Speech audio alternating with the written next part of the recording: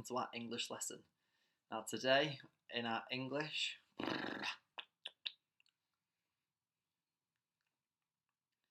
hello guys, and welcome to our English lesson. Now, in today's lesson, we are going to be reading our new book. This is called Zoo. So, in our topic of persuasion, we've been looking at zoos, haven't we, in the past couple of days?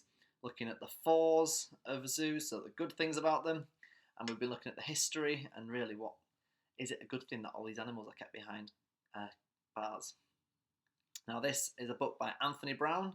He's done lots and lots of children's books with his wonderful illustrations. We're going to see what this book is like. So you can see our front cover. It almost looks like a zebra skin, doesn't it, with the black and white stripes.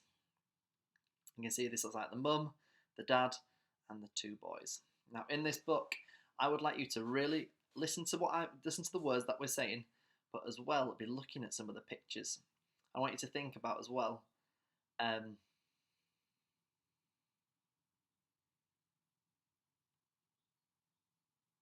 Do the animals look happy at this zoo?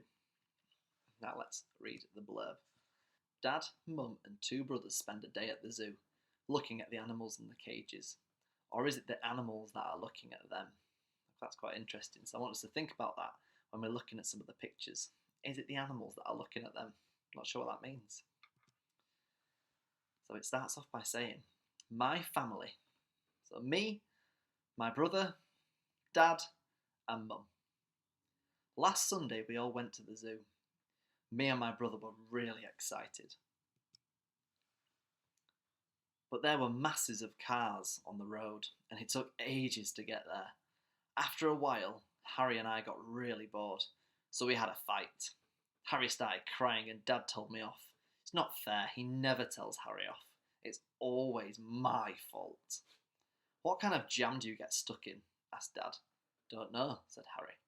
A traffic jam, roared Dad. Everyone laughed except Mum and Harry and me. You can see here, grrr. Got some bananas. Almost looks a little bit like a monkey or a gorilla, doesn't he? It costs how much? When we finally got there, Dad had to have a row with the man in the ticket booth. He tried to say that Harry was only 4 and should get in half price. He's 5.5 actually. Daylight robbery, Dad snarled. Sometimes he can be really embarrassing. There's one on this picture here. You can see some strange feet. Come down, you little rat bag. Oh, Harry, do be careful. We hadn't got a map of the zoo, so we just wandered around. Me and my brother wanted to see the gorillas and monkeys, but we had to see all these boring animals first. We went into the elephant house, which was really smelly. The elephant just stood in a corner, stuffing its face. Mum had brought some chocolate and Harry and I were starving. Can we have it now? I asked. No, not yet, said Dad. Why not? Whined Harry. Because, said Dad. Because what? I asked. Because I say so, said Dad. It seems he was in one of those moods. See here, some of the clouds look a little bit strange by his head, doesn't it? Almost makes it think like a bit like a devil. I don't think the Dad's a very nice man. See here the lovely giraffes. But again, they're not looking at the people, are they? Looking inside this dark room. Here, Puss. Come here, Pussy. Then we saw the tigers. One of them was just walking along a wall of the cage, then turning round and walking all the way back. Then it would start again. Seems like it's just wandering around up and down quite aimlessly. So if this animal was happy, do you think it would be doing that? Poor thing, said Mum. You wouldn't say that if it was chasing after you, snorted Dad. Look at those nasty teeth. Get off! You get off me! Harry and I were getting really hungry. Can't we have lunch now? I asked. But we've only just got here, said Mum. It seemed like we'd been there for hours. My brother thumped me, so I kicked him and we wrestled for a bit. Then Dad told me off. We looked at the penguins next. I usually find penguins funny when I see them on the telly, but all I could think of was food. What animal can you eat at the zoo? Asked Dad. I don't know, I groaned. A hot dog, howled Dad. He was holding his stomach and laughing so much that tears were rolling down his face. "Come on, boys," said Mum. "Let's get something to eat." See here, the dad doesn't actually look human there. He almost looks a bit like a penguin. And as well, the words that have been described, the verbs, so how the dad actually said things, howled, and in the last one there was snorted. It's almost using these words like animals, like a dog or a wolf would howl, wouldn't it? The cafe was great. I had burger and chips and beans and loads of tomato ketchup and a chocolate ice cream with raspberry sauce. It was brilliant. After that, we went to the gift shop to spend our pocket money. We each bought a funny monkey hat. Which one is the monkey? Jeered you know who. Then we had to go and see the polar bear. It looked really stupid just walking up and down, up and down. Again, do you think this animal would be happy as it's just walking up and down aimlessly? There's nowhere that it can go.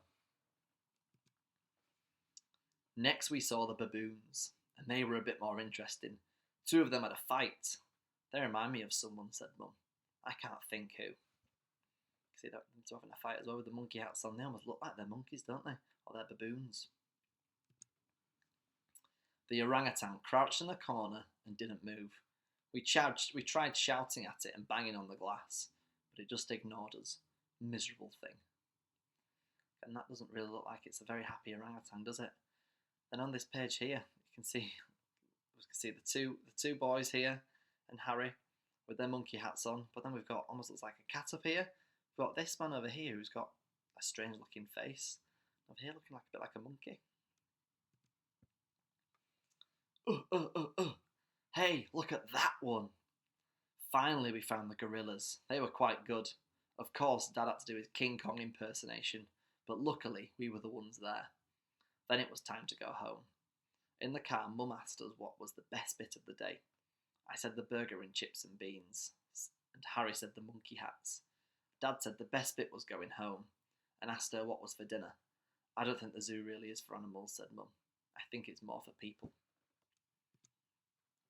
That night I had a very strange dream. Do you think animals have dreams?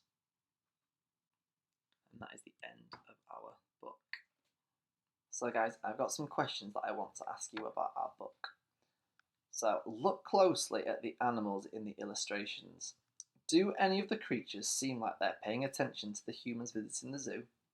Why do you think this is? And the next one. Was it actually necessary for the family to visit the zoo in order to enjoy the things that they actually enjoyed?